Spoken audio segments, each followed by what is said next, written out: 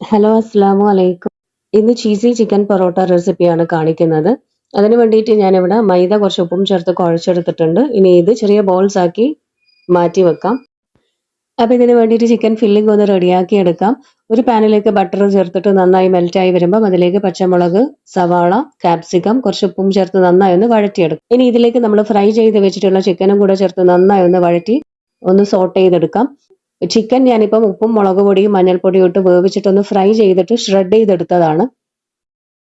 ഇനി 2 ചപ്പാത്തി ഇതേപോലെ പരത്തിയിട്ട് ചീസും നമ്മുടെ ചിക്കൻ മസാലയും വെച്ച് കൊടുത്തിട്ട് സൈഡൊക്കെ ഒന്ന് വെള്ളം തടവി അടുത്ത ചപ്പാത്തി കൊണ്ടൊന്ന് കവർ ചെയ്ത് കൊടുക്കാം. എന്നിട്ട് ബട്ടർ പുരട്ടിയ ചൂടായ തവയിൽ വെച്ചിട്ട് നന്നായി ഇത് 2 ഭാഗവും മുരിച്ചെടുക്കാം. സ്ലോ കുക്ക് ചെയ്തെടുത്താൽ മതി. 2 ഭാഗവും നന്നായി ഒന്ന് കുക്കായി വന്നു കഴിഞ്ഞാൽ ഒന്ന് ബട്ടർ 2 ഭാഗവും സ്പ്രെഡ് ചെയ്ത് കൊടുക്കാം. എന്നിട്ട് നമുക്കിത് ചൂടോട് കൂടി തന്നെ സെർവ് ചെയ്യാം. അപ്പോൾ ചീസ് ഇഷ്ടപ്പെടുന്ന ആൾക്കാർക്ക് ഇതേപോലെ തന്നെ ട്രൈ ചെയ്ത് നോക്കാം. അപ്പോൾ അടുത്തൊരു റെസിപ്പിയായി